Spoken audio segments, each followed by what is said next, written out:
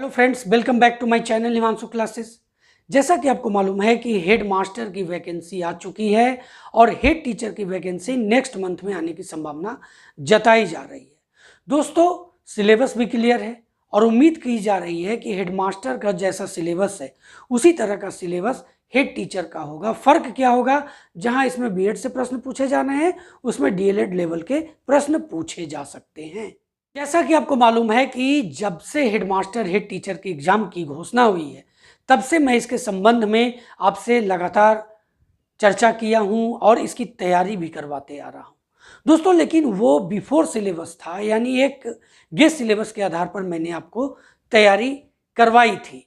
अब चूंकि सामने सिलेबस है तो इसके आधार पर तैयारी के लिए मैंने पिछले वीडियो में आपसे कहा था और इस संबंध में मैंने आपका एक मॉक टेस्ट भी निर्धारित किया था जिसमें बहुत से शिक्षकों ने भाग लिया था। अब इसकी तैयारी का जो शुभारंभ है इस वीडियो के द्वारा होने जा रहा है।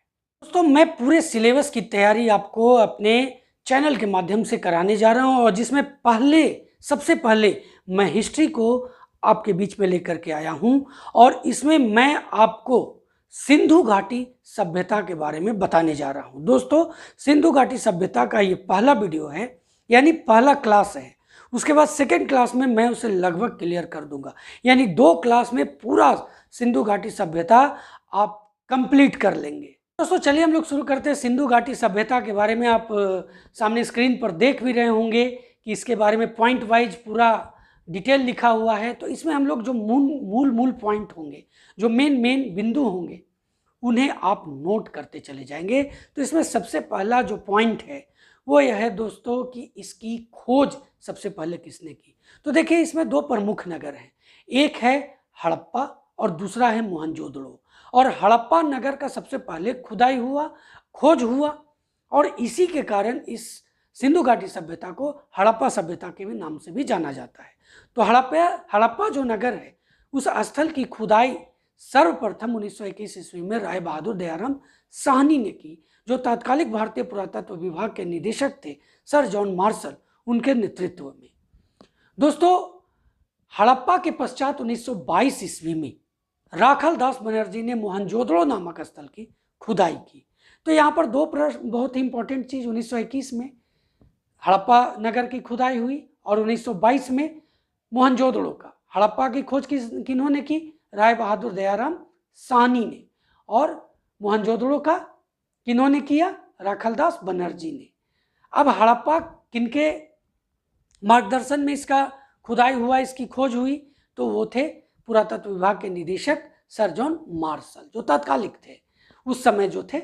अब आता है क्वेश्चन कि इसका ड्यूरेशन क्या है, अवधि क्या है, ये जो सभ्यता थी वो उसका अवधि क्या हुआ। तो कार्बन 14 के द्वारा, रेडियो कार्बन 14 है दोस्तों, उसके तहत क्या होता है, उसके तहत किसी भी वस्तु की अर्धायु निर्धारित की जाती है। तो सभ्यता की भी अर्धायु निर्धारित की गई इसके अवशेषों के थ्रू। तो उसमें क्या है कि इसका जो देखा गया कालक्रम, जो सम्मान तिथि आया, वो 2350 से, यहाँ पर आप देख रहे हैं 2350 से 1750 बीसी तक मानी जाती है। जब हम नवीन एनसीईआरटी की बात करते हैं तो इसमें 2600 बीसी से 1900 बीसी तक इसका कालक्रम माना जाता है। अगर इस तरह का क्वेश्चन आए कि नवीन में क्या है और अगर पारंपरिक रूप से आए तो आपका ये वाला ही सही होगा। अब आगे आते हैं दोस्तों। इस समय कांसे का बहुत भरपूर इस्तेमाल हुआ, इसलिए इस सभ्यता को कांस्य युगीन सभ्यता के नाम से भी जाना जाता है। देखिए, अब सबसे बड़ी बात, 1821 1822 में आपने देखा कि 1821 में राय बहादुर दयाराम साहनी ने इसकी खोज की, 1822 में किसकी खोज? हड़प्पा की, और 22 में मोहनजोदड़ो नगर के स्थल की खुदाई हुई। लेकिन 1826 ईस्वी में दोस्तों, ये जो आप देख रहे हैं 1826 ईस्वी में सबसे पहले सभ्यता की ओर ध्यान जो आकृष्ट हुआ वो चार्ल्स मेसन का हुआ और उनका ही ध्यान इस ओर आकर्षित हुआ। जॉन वर्टन व विलियम बर्टन, ये जो देख रहे हैं, ने 1856 माफ कीजिए ईस्वी में हड़प्पा का सर्वे किया। किन्होंने? तो जॉन वर्टन व विलियम बर्टन ने। कब? 1856 में। तो ये भी बहुत ही इंपॉर्टेंट पॉइंट हो जाता है कि सर्वे किन्होंने किया था, तो जॉन बर्टन व विलियम बर्टन ने। कब किया था? 1856 में। अब आगे देखते हैं, तो आगे है दोस्तों कि पिग्गट ने हड़प्पा एवं मोहनजोदड़ो को सिंधु सभ्यता की जुड़वा राजधानी बताया। क्वेश्चन आता है कि किसने हड़प्पा और मोहनजोदड़ो को सिंधु सभ्यता की जुड़वा राजधानी बताया? तो पहले क्या आता था, कौन दो शहर हड़प्पा ये सिंधु सभ्यता के कौन दो शहर जुड़वा शहर कहलाते हैं? तो ये तो आप जान रहे हैं, हड़प्पा मोहनजोदड़ो। लेकिन अब क्वेश्चन थोड़ा सा बदल के आता है कि जुड़वा राजधानी किसने कहा? तो इसका सही जवाब होगा पिग्गट। अब आगे बढ़ते हैं। देखिए, हड़प्पा संस्कृति का विकास पश्चिम में बलूचिस्तान, उत्तर में सुतकागंडोर, इसकी चौहद्दी मैं बता रहा हूँ, पूर्व में आलमगीरपुर, दक्षिण में दैमाबाद तथा उत्तर में मांडा तक था। बहुत ही इंपॉर्टेंट ये पॉइंट है, आप इसे जरूर नोट कर लें कि हड़प्पा संस्कृति का जो विकास है उसकी जो चौहद्दी है वो उसका क्या है, चौहद्दी विकास किस ओर हुआ? तो ये आपके सामने है, जो ग्रीन कलर से मैंने इंडिकेट किया है। इसका क्षेत्रफल की बात करते हैं तो क्षेत्रफल है 12,99,600 वर्ग किलोमीटर। और सबसे बड़ी बात है ना कि ये कैसा है, त्रिभुजाकार है। ये त्रिभुजाकार है, ये 12,99,600 वर्ग किलोमीटर में फैला और ये किस तरह से है, तो ये त्रिभुजाकार है। आगे बढ़ते हैं। यह जो सभ्यता है मिस्र और मेसोपोटामिया के समकालीन थी। यह भी क्वेश्चन आता है कि जो हड़प्पा सभ्यता है, जो सिंधु घाटी सभ्यता है, विश्व के किन सभ्यताओं के समकालीन थी? ऑप्शन दे देगा आपको, और इस तरह से मिस्र और मेसोपोटामिया दे सकता है। तो आप इसका आंसर लिख सकते हैं। नगर नियोजन व जल निकासी के लिए ये प्रसिद्ध था दोस्तों। ये नगर नियोजन इतना सुदृढ़ था, नालियों का इतना उत्तम प्रबंध था यहाँ, इसी के कारण इसे नगर व्यवस्था के अंतर्गत कहा जाता है। और आज भी हम लोग जो नगर, हमारे आसपास जो नगर बसते हैं, उसमें सिंधु घाटी सभ्यता के प्रतिबिंब जरूर नजर आते हैं। कहीं ना कहीं हम सिंधु घाटी सभ्यता से इंस्पायर हैं, इसलिए इसे नगर सभ्यता कहा गया। अब नगर नियोजन व जल निकासी के बाद देखते हैं दोस्तों, भारत में सबसे ज्यादा हड़प्पा सभ्यता के स्थल मिले हैं भारत में। ऐसे देखिए, हड़प्पा और मोहनजोदड़ो ये दोनों कहाँ हैं? पाकिस्तान में। लेकिन बाकी जो क्षेत्र हैं, वो सभी क्षेत्र जो हैं वो भारत में पड़ते हैं। उनके बारे में बताएंगे, जैसे आपको लोथल है, कालीबंगा है, सुतकांगडोर है। तो ये सब के जब इन सबको के बारे में चर्चा करेंगे तो हम लोग इसके बारे में डिटेल में जानेंगे कि कौन पाकिस्तान में, कौन भारत में है। तो अफगानिस्तान में सबसे कम हड़प्पा सभ्यता के स्थल मिले हैं। कहाँ सबसे कम मिले हैं? अफगानिस्तान में। और ये स्थल हैं कौन कौन? तो मुंडिगक व सौतंगोई। यहाँ से क्या मिला है? तो नहरों के प्रमाण मिले। बहुत इंपॉर्टेंट पॉइंट है ये आप जो देख रहे हैं कि अफगानिस्तान में सबसे कम हड़प्पा सभ्यता के स्थल मिले हैं। ये स्थल कहाँ है? मुंडिगक व सौतंगोई। यहाँ क्या मिला है? तो नहरों के प्रमाण मिले हैं। अब अगले पॉइंट की ओर बढ़ते हैं। भारत में सबसे अधिक गुजरात में हड़प्पा सभ्यता के स्थल मिले हैं। जैसे इसमें देखिए कौन कौन स्थल हैं गुजरात में, ये आपको नोट कर लेना होगा। और ये स्थल कौन है? लोथल, सुतकोतदा, धौलावीरा, रंगपुर, रोजदी और मालवन। ये जो आप देख रहे हैं, ये जो सभी क्षेत्रों के नाम लिखे हुए हैं, ये सभी स्थल के नाम लिखे हैं, ये कहाँ मिलते हैं? तो गुजरात में है। हरियाणा में कहाँ क्या क्या मिला? राखीगढ़ी, बनमाली, कुनाल व मिताथल। पंजाब में रोपड़, बाडा व संघौल। आपको इसे नोट कर लेना है। आगे देखिए, उत्तर प्रदेश में क्या क्या है? तो आलमगीरपुर है, बड़गांव है, अंबद खेड़ी है। जम्मू कश्मीर में दोस्तों मांडा पड़ता है। महाराष्ट्र में दैमाबाद बहुत ही महत्वपूर्ण स्थल में इसका आता है। ऐसे सभी महत्वपूर्ण स्थल है, सब कुछ न कुछ प्राप्त हुए हैं। उसकी चर्चा जब उसका अध्ययन करेंगे तो हम लोग आगे करेंगे। महाराष्ट्र में दैमाबाद, राजस्थान में कालीबंगा। अब आ जाते हैं नगर नियोजन कैसा था। जैसा कि मैंने आपको बताया कि ये नगरीय सभ्यता थी और नगर नियोजन इतना उत्कृष्ट था कि आज भी जो हम नगरों में निवास करते हैं उसमें सिंधु सभ्यता का झलक दिखाई देता है।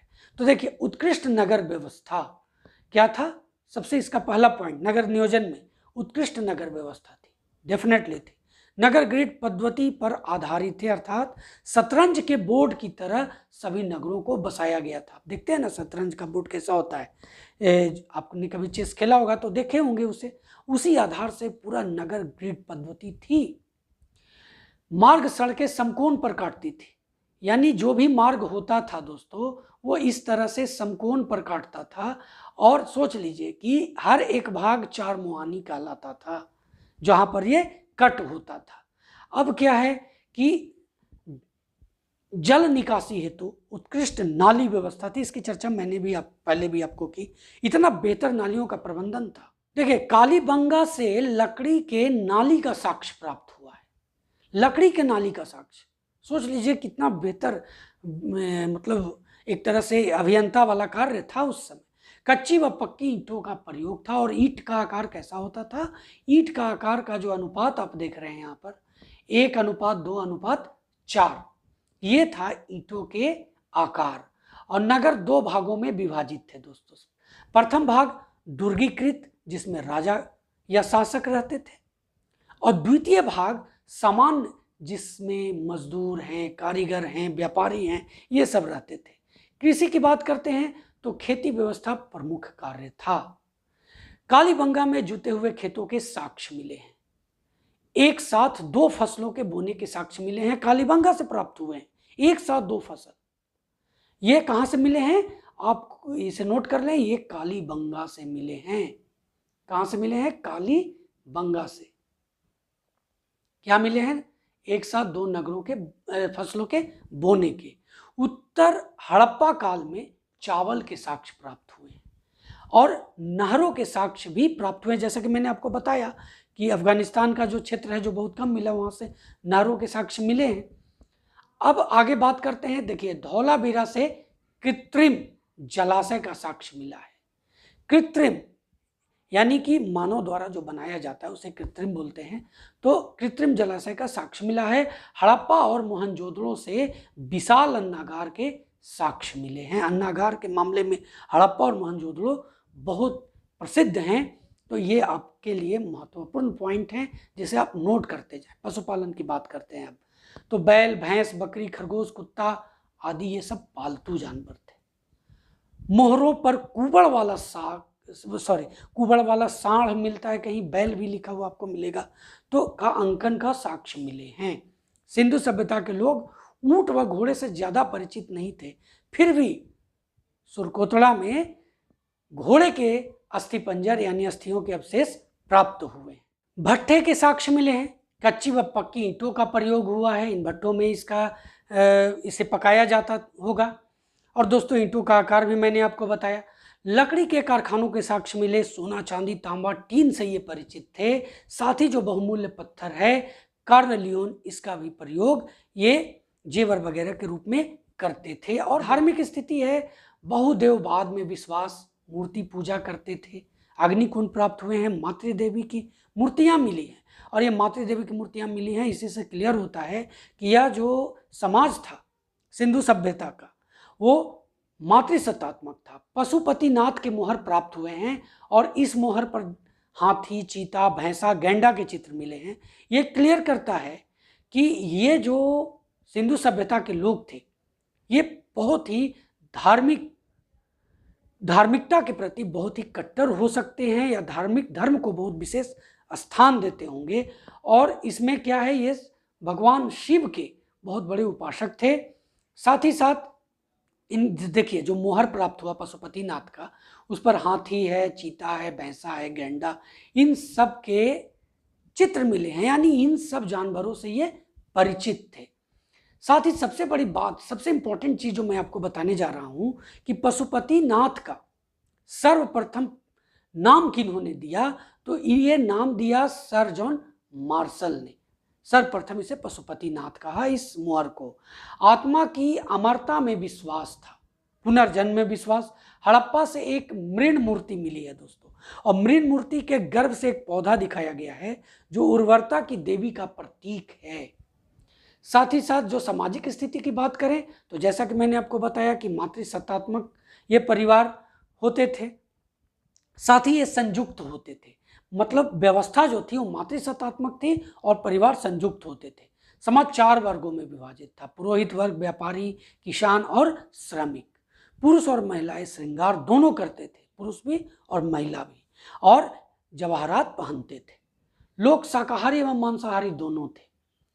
शतरंज एवं मुर्गों की लड़ाई इनके प्रिय खेल थे। जैसा कि मैंने बताया, इनका नगर नियोजन भी है जो शतरंज के आधार पर था, और शतरंज का खेल और मुर्गों को लड़ाने वाला जो खेल इनके प्रिय खेल थे। अंतिम संस्कार की 3 विधियां प्रचलित थी। देखिए यहाँ पर पूर्ण शवाधान, शव जो मतलब गाड़ा जाता है, जो मृत्यु के बाद जो जमीन के अंदर जो दफनाया जाता है, आंशिक शवाधान और दाह संस्कार के भी प्रमाण मिले हैं। आत्मा और पुनर्जन्म में इनका विश्वास था। लोथल से 3 और कालीबंगा से 1 युग्मित समाधान प्राप्त हुए। युग्मित कहने का मतलब स्त्री पुरुष दोनों के समाधान एक साथ प्राप्त हुए। और आर्थिक स्थिति की बात करें तो कृषि आधारित अर्थव्यवस्था थी।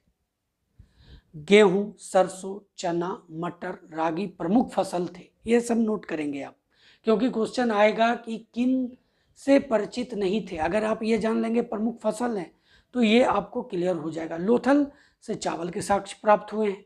रंगपुर से चावल का भूसी मिला है। ये सब चीज़ें आप नोट करते जाएं। धौलावीरा से जलाशय के साक्ष्य मिले। गाय, भैंस, भेड़, बकरी, खरगोश, कुत्ता एवं बिल्ली इनके प्रिय पशु थे। सारगोन अभिलेख में सिंधु घाटी सभ्यता को मेलुहा कहा गया है, और सारगोन अभिलेख में कपास को सिंडन कहा गया है। तो इसको नोट करना है कि सारगोन अभिलेख में कपास को सिंडन और सिंधु घाटी सभ्यता को मेलुहा के नाम से पुकारा गया है। कपास की विश्व में प्रथम खेती कहाँ शुरू हुई तो आप जान ले, भारत में हुई। वस्तु विनिमय होता था, ऐसे मुहर मिले हैं, लेकिन वस्तु विनिमय प्रचलित थी। बालाकोट से शंख उद्योग के अवशेष मिले हैं। मूर्तियां एवं मुहरों की बात करते हैं तो 3 तरह की मूर्तियां प्राप्त हुई। धातु की, पत्थर की, धातु की आप समझ रहे हैं कहां से के होंगे, पत्थर की, मिट्टी की। मोहनजोदड़ो से नर्तकी की मूर्ति प्राप्त हुई है। दैमावाद से धातु का रथ मिला है। नोट करना है, नर्तकी की मूर्ति कहां से मिली, मोहनजोदड़ो से। धातु का रथ कहां से मिला, दैमावाद से। मोहनजोदड़ो से पत्थर की पुरोहित राजा की मूर्ति प्राप्त हुई है।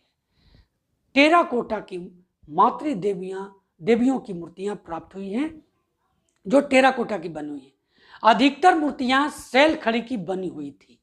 मोहनजोदड़ो और हड़प्पा से बड़ी मात्रा में मुहरें प्राप्त हुई हैं। क्वेश्चन आता है कि सबसे ज्यादा मुहरें कहां से प्राप्त हुई हैं, आपको उसका आंसर देना होगा मोहनजोदड़ो और हड़प्पा, ऑप्शन में वही रहेगा। तो ये है दोस्तों आपका आज का पहला क्लास हड़प्पा सभ्यता से। अब सिंधु घाटी सभ्यता का जो नेक्स्ट वीडियो होगा उसमें मैं आपको उसके सभी जो जगह की जो चर्चा मैंने की, उन सभी की चर्चा मैं अगले वीडियो में आपके साथ पूरा डिटेल में करने जा रहा हूं।